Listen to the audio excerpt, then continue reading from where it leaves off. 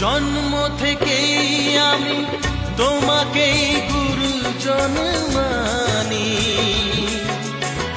তুমি বাবা তুমি মা, তাই আমি আজীবন জানি।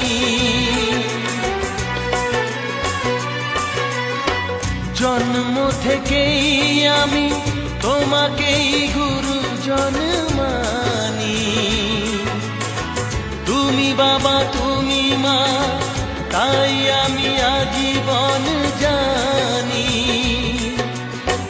তবে কেন স্নেহের বাঁধন ভেঙে আজ হলো চুর চুর?